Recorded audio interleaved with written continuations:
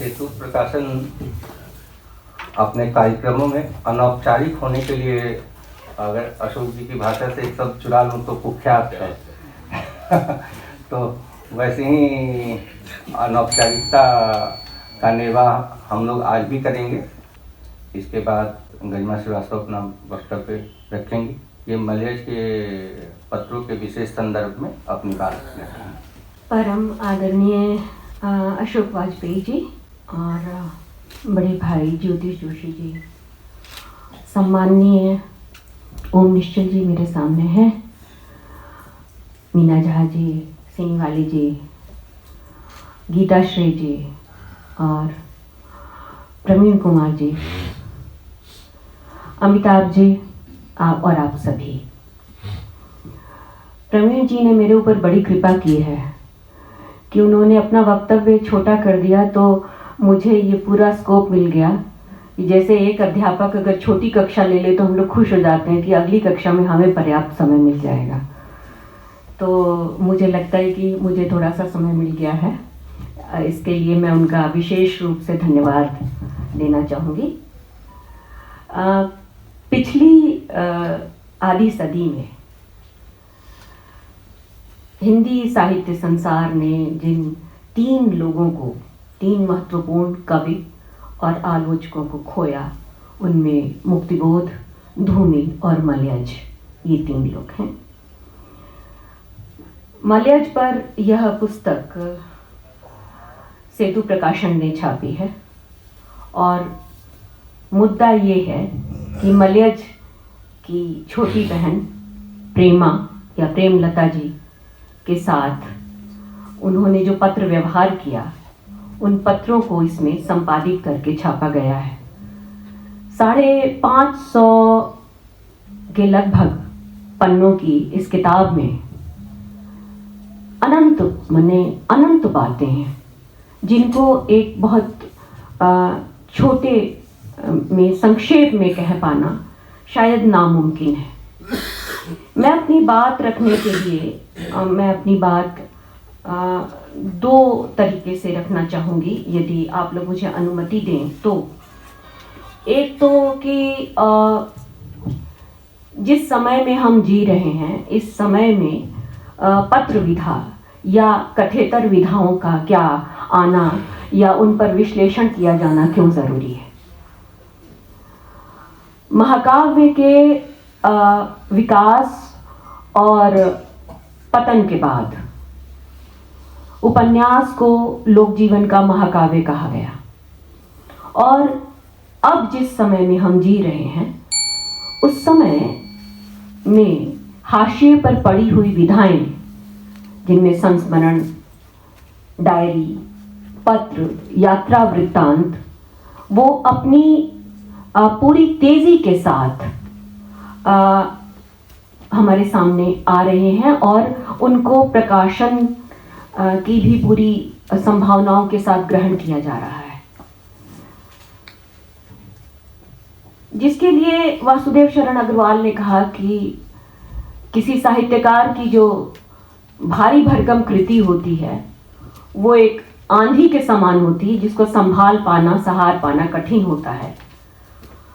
और जो साहित्यिक पत्र हैं, वो छोटे झोंकों की तरह आते हैं, जिनका हम आस्वादन वैसे करते हैं जैसे जीवन जीने के लिए श्वास।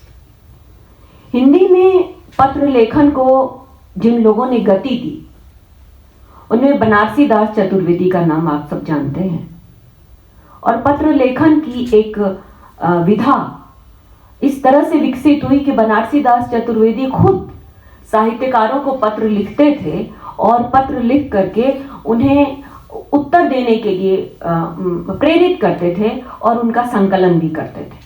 और बाद में चल करके अज्ञे और आपने सब अधिकांश जो रचनाकार हैं, हमारे समय के प्रमुख रचनाकार, चाहे वो रामविलास शर्मा हो, केदारनाथ अग्रवाल हो, इन सब ने पत्र लिख करके साहित्यिक उस कमी को एक ढंग से पूरा किया।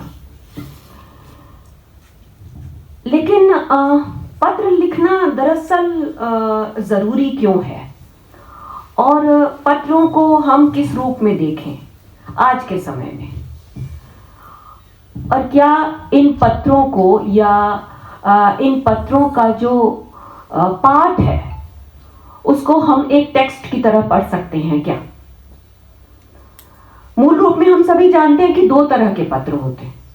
एक पत्र वो जिनको कि हम बड़ी योग्यता और बड़ी समझदारी के साथ लिखते हैं और ये मानकर चलते हैं कि ये पत्र सार्वजनिक हो जाएंगे और इनमें हम कोई ऐसी बात नहीं लिखते जो कि बहुत निजी हो या बहुत सावधानी के साथ लिखी जाती हो।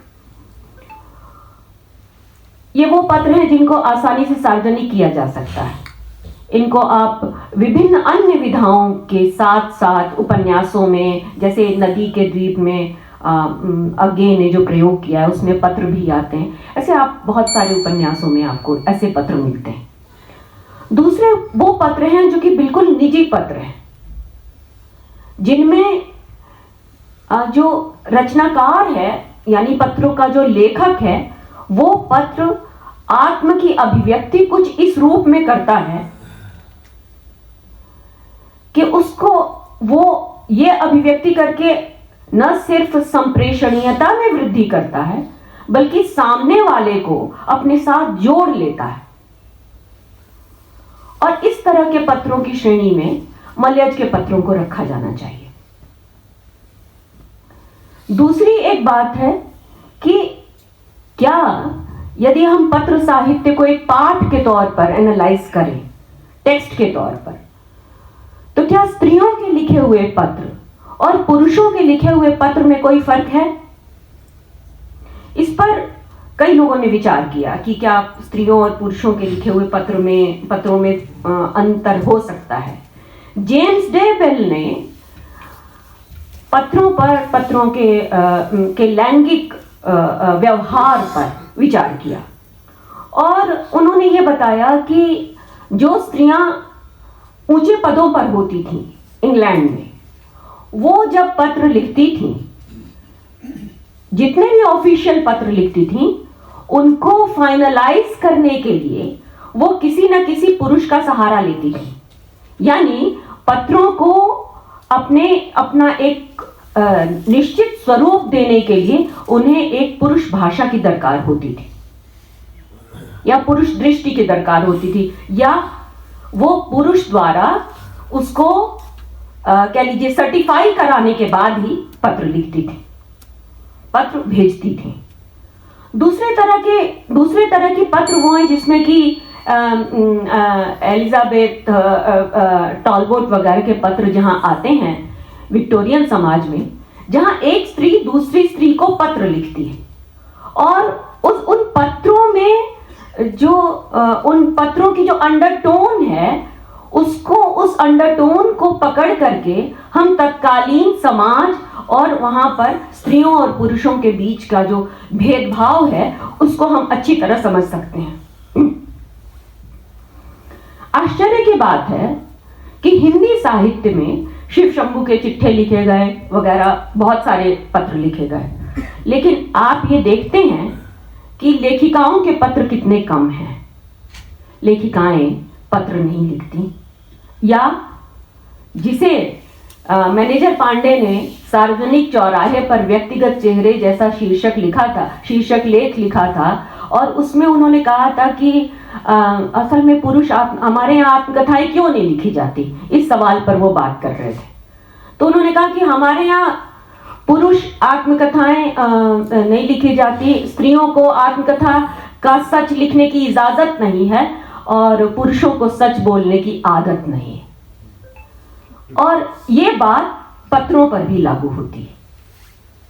लेकिन आश्चर्यजनक रूप से मलयज के पत्र जब हम पढ़ रहे थे तो जो जेम्स डे बेल का शोध था वो उन्होंने लगभग 650 लोगों पर शोध किया था, जिसमें उन्होंने 3000 पत्रों को लिया था और उसका एनालाइज करते हुए जो बातें उन्होंने कही, उन्होंने कहा कि एक पुरुष एक स्त्री को पत्र लिखने में जितना कंफर्टेबल होता है, ठीक उतना ही कंफर्ट लेवल उसका एक पुरुष को पत्र लिखने में वो लेवल नहीं होता।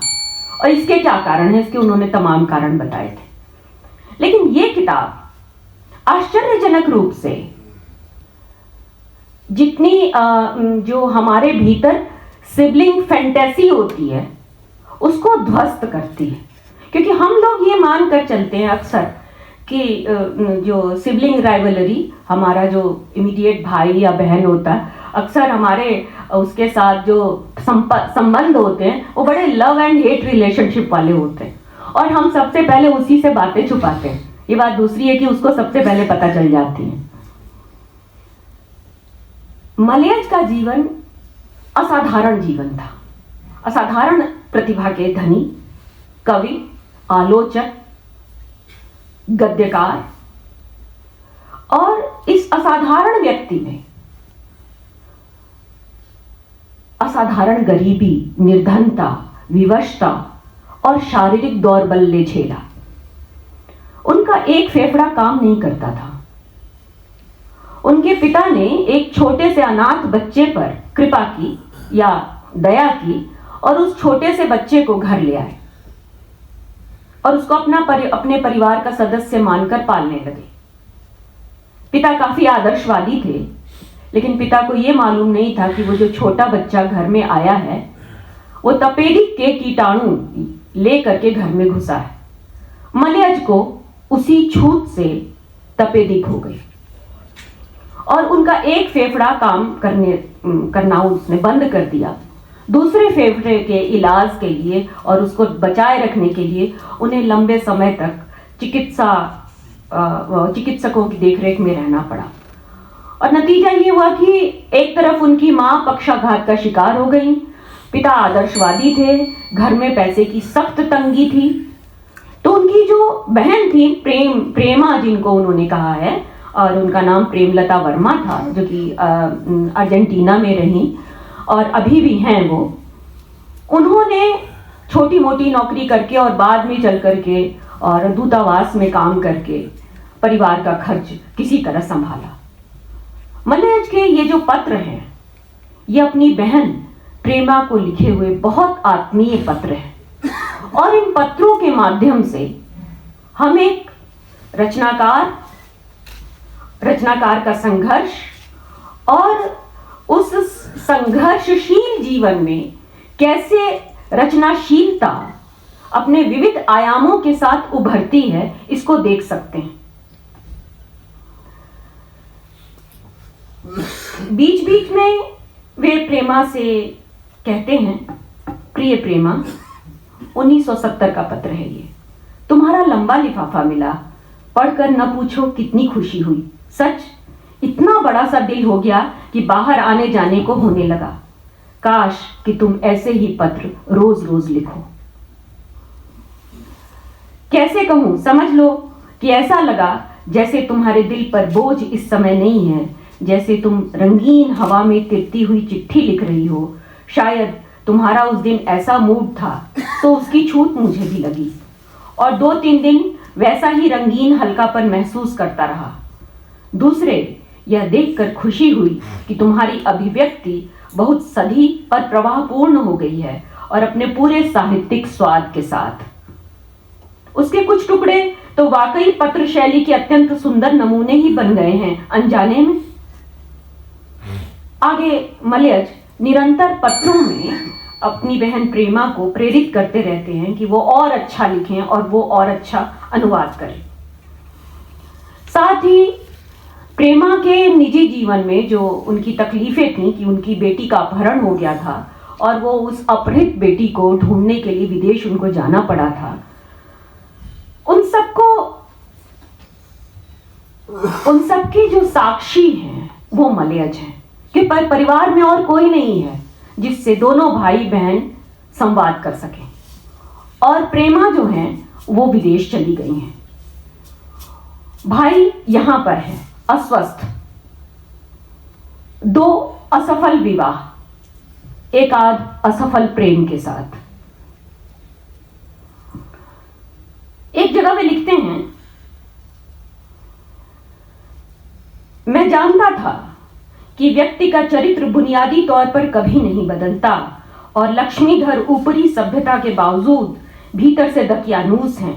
अपने पत्र में उसने तुम्हें क्या लिखा होगा इसकी मैं कल्पना कर सकता हूँ। औरत की असहायता का फायदा उठाना लक्ष्मीधर जैसे काइया कैलकुलेटिंग मर्द खूब जानते हैं। खैर, अब तो तुम उनकी प्रकृति को थोड़ा और जान लो तो अच्छा, और साथ ही अपने मन से सारे हीन विचार निकाल दो। तुम बिल्कुल टूटी हुई नहीं हो। अगर तुम टूटी हुई हो तो साबुत कौन है?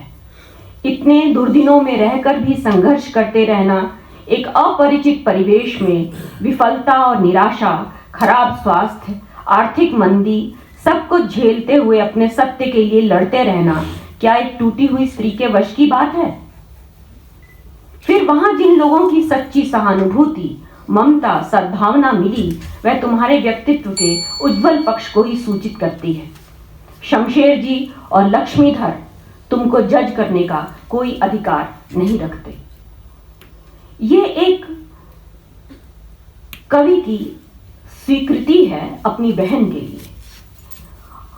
और मलयज जैसे उन्होंने आलोचना को नए प्रत्यय दिए थे, उसी तरह वे अपने पूरी डायरी और अपने पूरे पत्रों में, निजी पत्रों में भी एक पारदर्शी भाषा के साथ आते हैं।